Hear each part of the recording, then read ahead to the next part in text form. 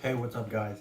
It's Arav. Today we're gonna get you set for it all. We're gonna talk about Asia and the USA and other powers throughout the world.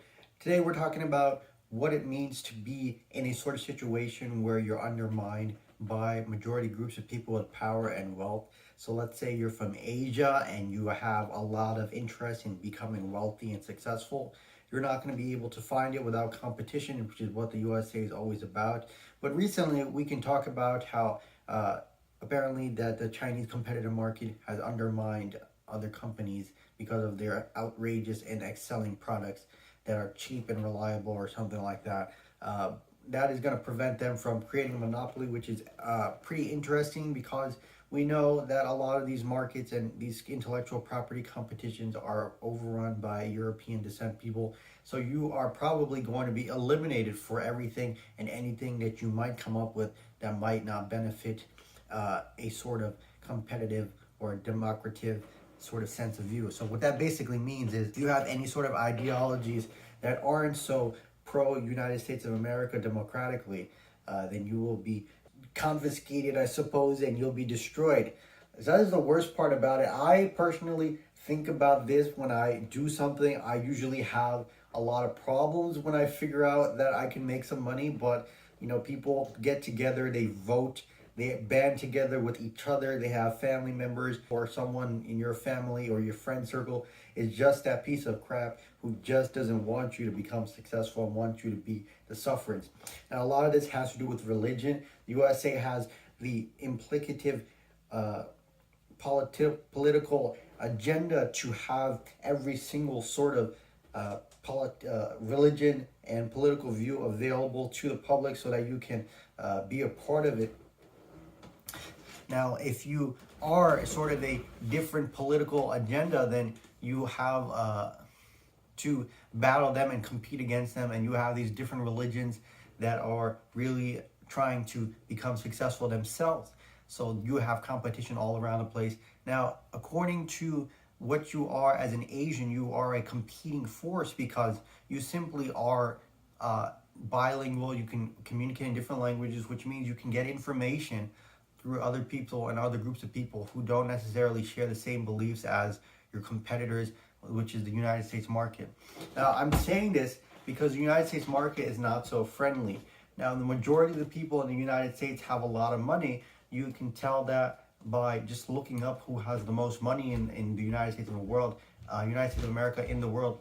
And you can easily list out American people being really wealthy and holding that wealth in stock markets and investments and dividends and things like that will help them become even more richer. Now, this could go back to the caste system where people are literally working really hard to keep their power and their kingsmanship and their nobles in power so that another group of people who might invade their nation won't have any sort of power against them because they've had this political agenda of being wealthy and successful. Now, back in the day, wealth had to do with doing something like having people serve them and things like that. But today in modern world, we have money and services which you pay for. You can have anyone do a specific service for you, so that way you can initially have a sort of comfort. And you have this aesthetic, which really has to do with money and the status that you have. So going on to say that you're Asian, say that you're East Asian, you're West Asian, you're Arab, you're Sino, or you're Chinese. You can't really say everyone is Chinese. So you're Indian. There's these conflicting factors of competing forces that people in the United States of America have developed. Say that they call everyone Chinese, they call everyone Indian, they call everyone Muslim or something. Either way, these conflicting ideas are competing forces, and apparently if you aren't competitive enough, then you'll be eliminated. And if you are too competitive, they'll have specific people who are against your competitive nature because they believe in certain ideals, which the rest of the world is okay with. But the USA and the economy and the mankind, the society, other groups of people who group together and vote together don't really have that in mind for you. And what that basically means is that if you've come here to sort of make a living, or if you're born here and you don't really fit the stereotypical or the image of the characteristics that these technologies have developed under, say, Let's take example coding. Coding was invented by European descent and Americans. So if you don't fit this whole ideology that you are this descended from these groups of people or have the same genes, then you aren't being in this sort of competitive force, which they won't be able to collect any intellectual property or be a competing force in, because they think they'll be eliminated and be salvaged into poverty. Now, the United States of America is a very terrible place. If you think about it, capitalism has led to many people becoming poor, almost homeless completely. Even more things like being completely rich and having people do horrendous activities just to make sure that they get rich or a piece of the wealth that you have made. So this place is apparently known as the world, but a lot of regulations and governance has to do with doing what you have to do just to make it through. So if you want to think about what it is like to be an Asian, so if I were to try to get a job, then I would be staged or viewed as, monitored as someone who is Hindu or Buddhist or Muslim because of Bangladesh and India. But that is a problem because they think a lot of this backing of what they believe in, it has to do with their religious background, and their religious background has given them the strength and the divinity to achieve wealth. Now, if you want to compete with them, you have to be able to destroy the competition. Now, if they go on ahead and they vote together and they band together and they give information to each other that, hey, this company is doing something, hey, this guy is doing something, let's take him out, and then we'll do the same thing and we'll say that it's me. That's a huge problem. And the only thing that you really do about it, if you look at history, is to literally go on ahead, gather your army, and take this son of a gun, this piece of crap out. You can do that, but the consequences here in the United States are you're going to get locked up. And fortunately, a lot of consequences throughout the world is that you're going to get locked up. So you're going to get stuck in prison. People are going to feed you. You can't go outside. You have no freedom. Now, that's a big problem because you can't really associate your intelligence with being associated with you as a unique identifier. But at the same time, it's also a really good identifying solution to what people can achieve if you're just patient enough. So let's say I'm trying to achieve a really good company. People come into my store and rob me, and they say, hey, we don't like that you're making money, and we want to rob you, take your money, and now we've taken a weapon and assaulted you with it, and we've destroyed you. Now, if I'm patient enough, I'll be able to build the store again, but people won't really come into it because they'll be associated me particularly with, oh, this guy's Asian or something, he's not American, he doesn't have the intellect for it. At the same time, that's competing and that's really discriminatory, but people get away with it all the time.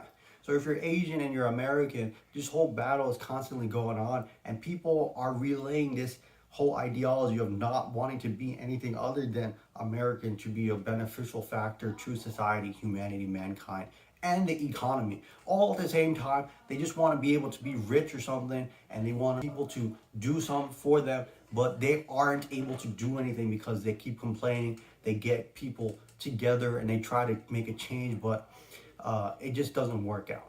So at the end of the day, when we have aesthetics that are particularly useful and unique to us, we're able to relay and present ourselves as an aesthetic that is known as Asian, which is beneficial to ourselves because we have the power and the necessary know-how to say that we have the ancient backing and the historical generational backing, that we've actually acquired this sort of intellectual business mind and ability to attain wealth.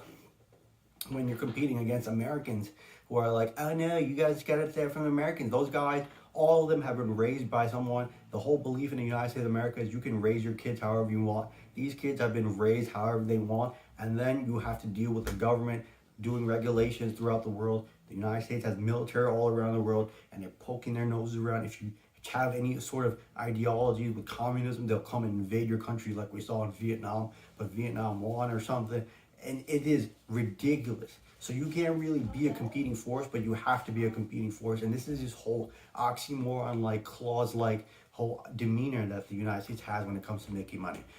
All right, so we're gonna bring up the whole undermining technology that the USA is talking about. It has to do with the EV industry. The EV industry is, as we know, currently tariffed with 100%, which means that if you buy a car from the EV made in China, then the USA is going to present the price as double.